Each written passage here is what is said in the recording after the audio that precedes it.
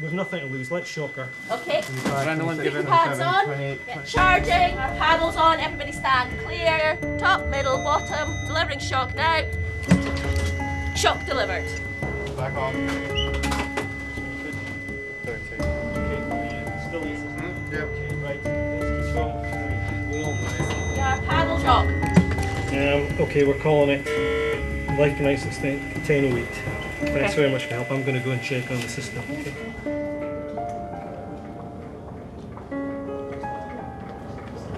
I'm so sorry, Mum.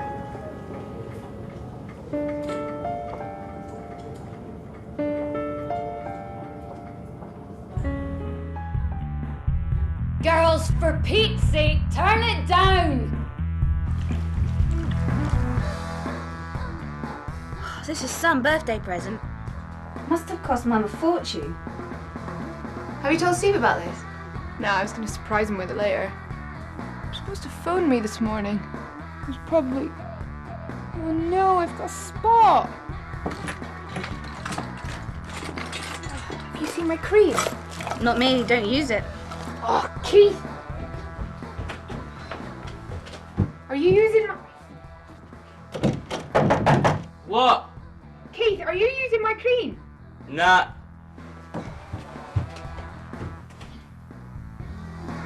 God, the guys will be here soon.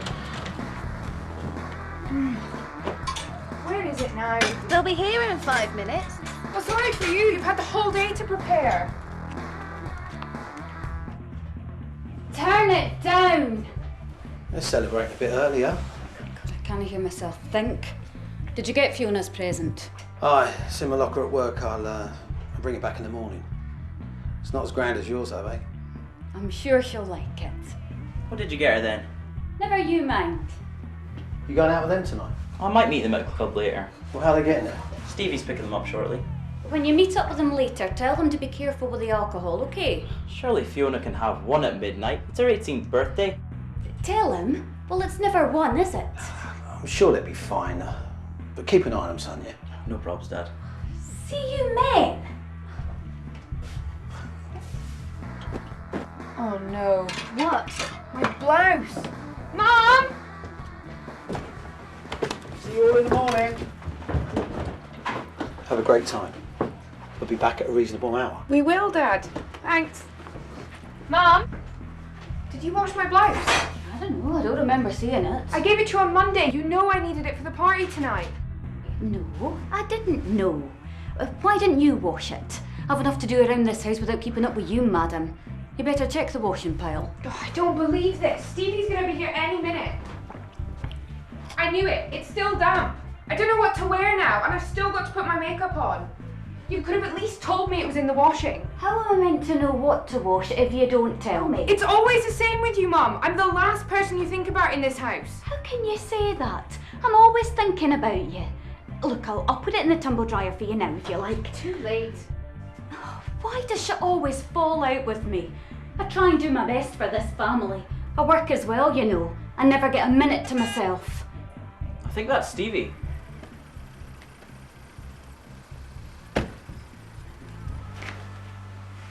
Listen, son. Keep an eye on the girls, will you? Especially Fiona. She's in a right grumpy mood. Hey Stevie, how did the match go today? We won. Davey got the winning goal and saved the day. Oh, magic. You coming later? I might do. See how the funds hold out. I know what you mean. The girls ready yet? Are they ever? Heard that. Here's your blouse, I've done it. She'll be fine, Mum. I think she's just annoyed with Steve. Enjoy yourself. We will.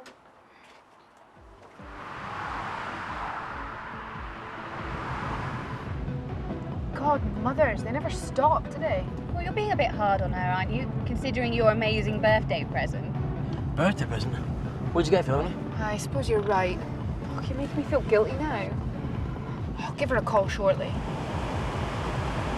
I don't know what it is about me today. Maybe it's that a certain person didn't call me. Oh, so Ruthie, did you hear that I was the champion goal scorer today? Yeah, I'm so pleased for you. So you're a champion? You better believe it, and I'll be celebrating the night. You said you would call me this morning. What happened? I was playing football, wasn't I? And anyway, I did try and call at 12:30, but I couldn't get a signal. It's funny. I checked the signal on my new phone and it's great. Must be your piece of junk. It's not this one. Wow. Cool. Did you get that for your birthday? No, she buys one every day, Dumble. I see. No. Where are we going next, Steve?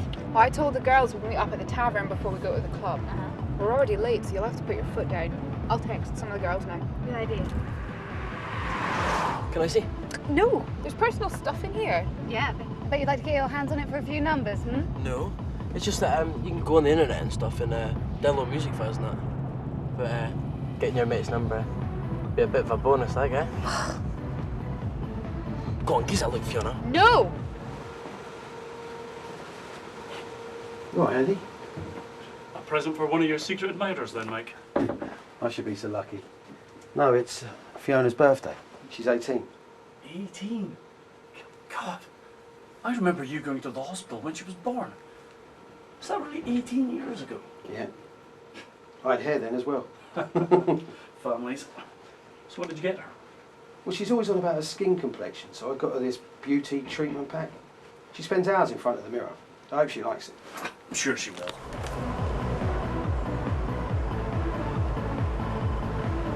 Yes. Give me that back! Oh, so this is the number. I said give it back! Jesus, Davy, give it to her!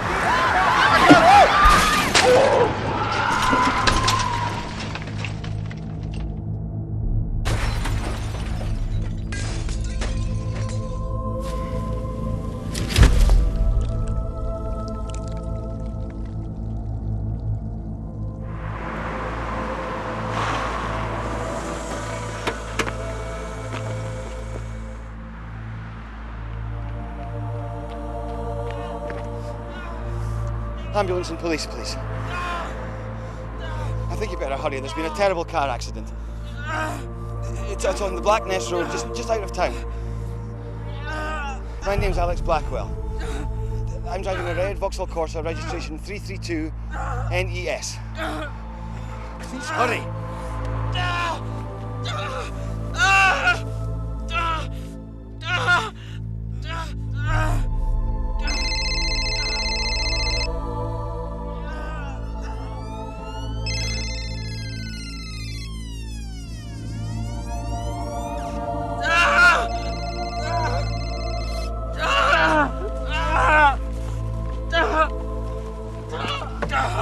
Can you speak to me? You've been over there, okay. Driver, can you hear me? Can you open your eyes? Driver? No, okay. Give me a tell. Sierra 5 Echo. One vehicle RTC. The vehicle is fully off the road. There's 3 injured persons in the vehicle. 2 unconscious. 1 with a leg injury who is slightly conscious, still not responding. My colleague is over at another party who's been thrown out of the vehicle. Received, over?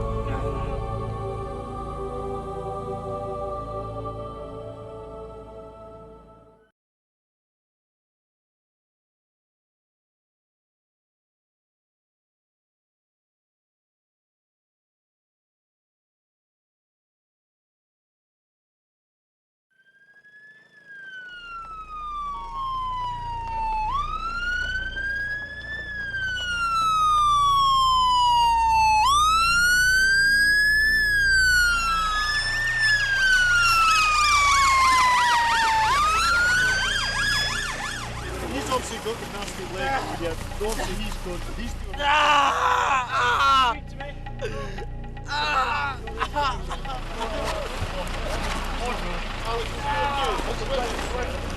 They were driving perfectly normally, and then suddenly they just swerved and careered off the road.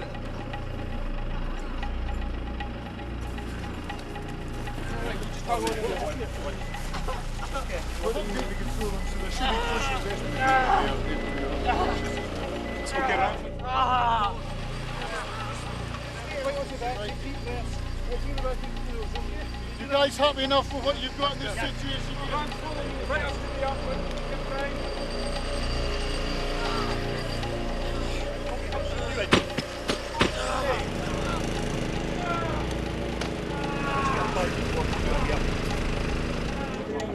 There you go.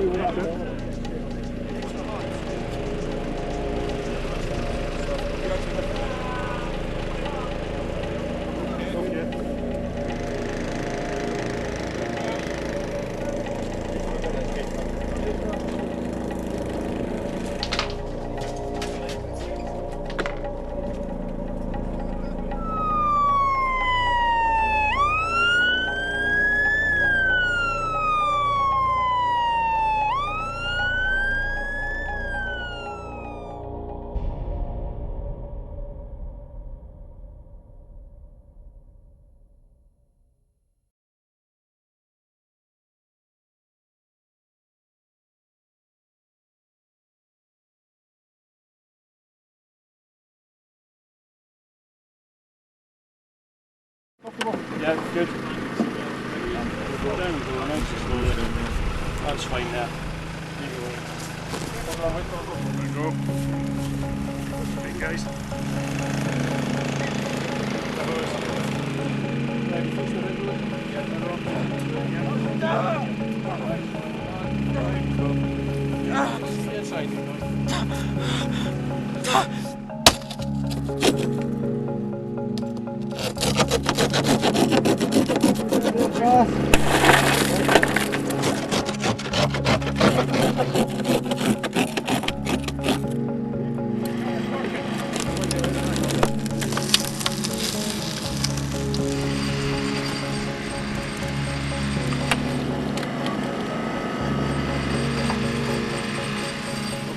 Back down.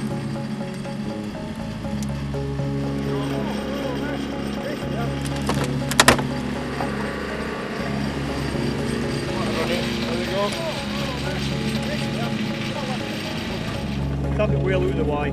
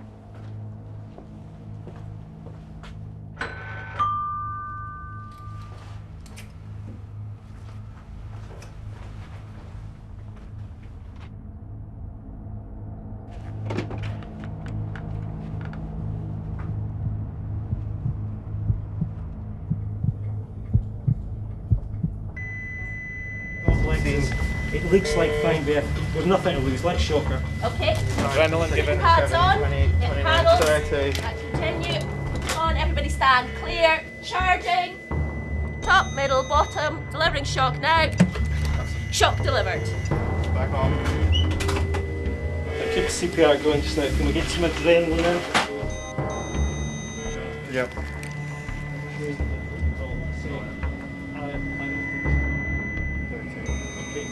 Still insisting. 30. Okay, check her pulse. No pulse palpable. No pulse, still asystole. Okay, guys, she's dead. Okay, we're calling it life pronounced extent 1008. Thanks very much for your help. I'm going to go and check on the system. Okay. Okay.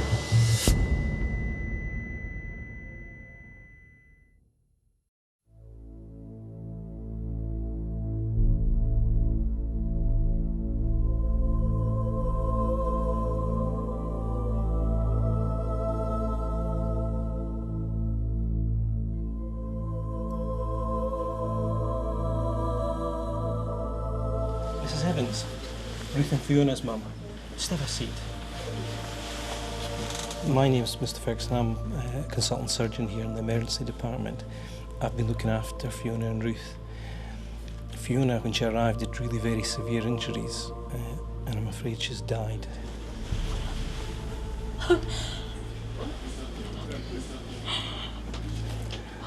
Ruth's okay at the moment. She had a bang to the head, and I'm going to take her into our ward so we can keep an eye on her. She's not out of the woods yet, but I'm not anticipating anything going wrong with her. Is this your husband?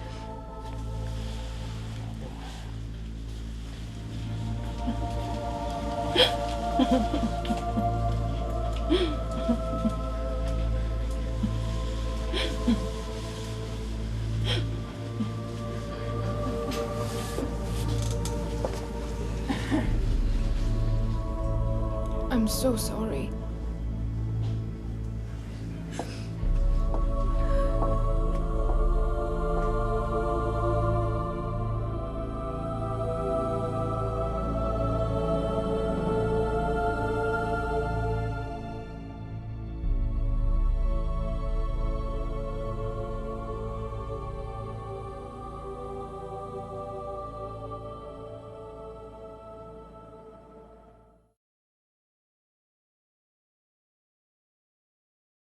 Hello, my name is Roland and I am a doctor working in your local emergency department. If you are injured in a road traffic collision, then my first priority is to save your life. Then our team will work hard to limit the damage caused by your injuries. You will pass through our department so quickly and onto an operating theatre or intensive care, I will not have time to become emotionally involved with you. But if you die in my resuscitation room, it is my responsibility to tell your relatives that you are dead. Not gone to a better place, not passed away, dead. I am good at this part of my job, not because of the training I've received, but because I have had to do it so often. Your relatives will be distraught and inconsolable. They will express feelings of rage and guilt and ask questions. Did you know what was happening? Were you in pain? Did you suffer? Fiona didn't suffer. She was thrown from the car, sustained an unsurvivable head injury, and lost consciousness when she started fitting. She was relatively easy to deal with. My team and I knew that her chance of survival was virtually zero. She was never going to beat the odds, but we had to go through the motions. Why, oh why, did she take her seatbelt off? After we'd broken her mother's heart, we had to go back to the real work of the evening, trying to save the other 3 survivors of the collision. Let me be absolutely clear with you. Half of our patients who die after a road traffic collision talk and die. Imagine being completely aware of what is going on around you, lying in agony, your life ebbing away, a crowd of strangers around you, able to see in our eyes that there is nothing we can do to save you. What do I say to a kid that keeps asking, am I going to die, doctor? Am I going to die? When I know they are. That's hard. I cannot think of a worse way for a young, fit, healthy person to die than lying in pain, alone, scared, staring at the roof of an ambulance or the ceiling of that resuscitation room. Ruth was lucky. Having been unconscious from her head injury, she suffered severe concussion and a broken nose. Her brain scan was normal, and she spent 2 nights in hospital recovering from the headaches and nausea. But we referred her for counselling to our trauma psychology service because we knew from our experience that she would never get over the fact that she survived and her sister died in that collision. Davy broke his shin bone. The shattered pieces of bone pierced through muscle and skin and were sticking out when he arrived. I shudder to think of the pain he experienced at the scene of the collision and on his way to hospital. He had surgery later that night, but 8 weeks later was still in hospital. Complications mean he won't play football again, ever. Stevie arrived in the resuscitation room while we were trying to save Fiona. This is Stevie's chest x-ray. At the moment of impact, he smashed his chest against the steering wheel and broke many ribs, and his right lung collapsed. I had to cut a hole in his chest and put a tube inside. Stevie was unconscious from the moment of the collision until he woke up in intensive care several days later. This is Stevie's brain scan.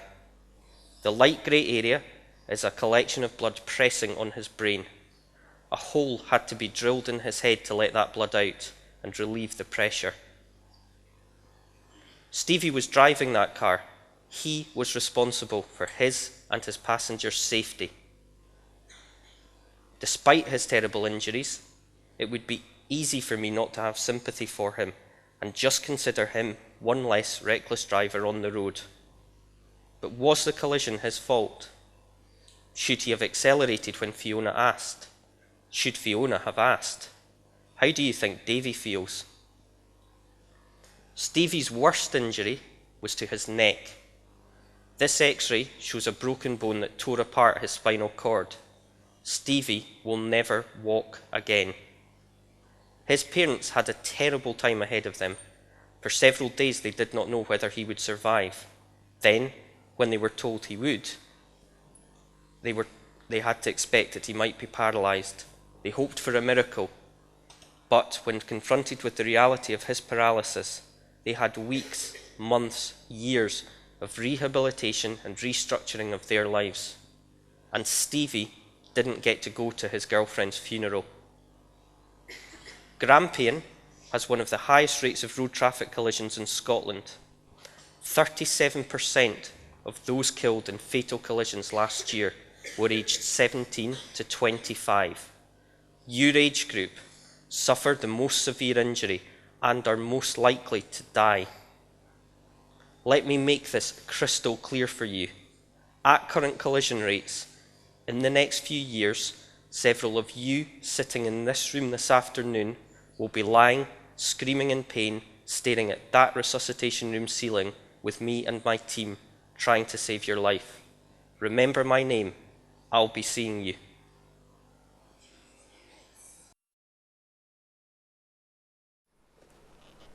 Hi, I'm Trev. Every one of us in this room takes things for granted every day of our lives. Jumping out of bed in the morning, walking through to the shower. What about running down the stairs? Or running for the bus? Even simple things.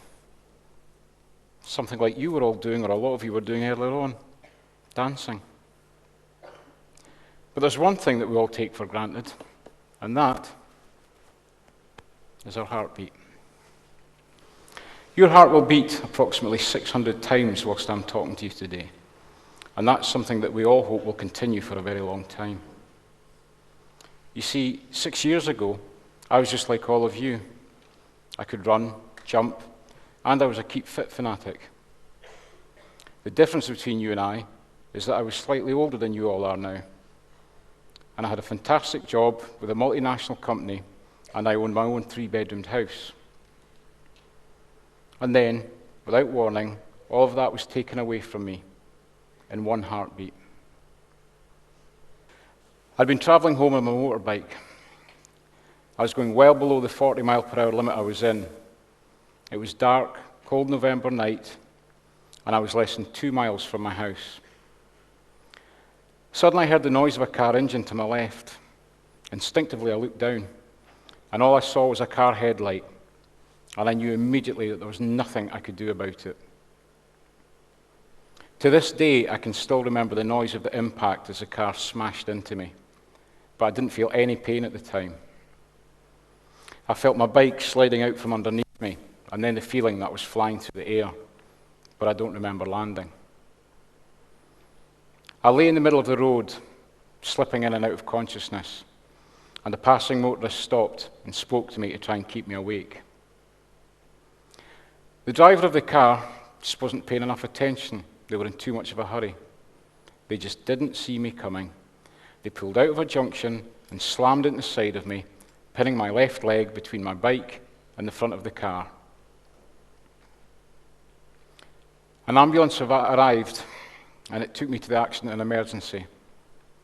During that journey to accident and emergency, my heart did stop beating. Fortunately, the paramedics were able to resuscitate me. I spent 10 days in an intensive care unit.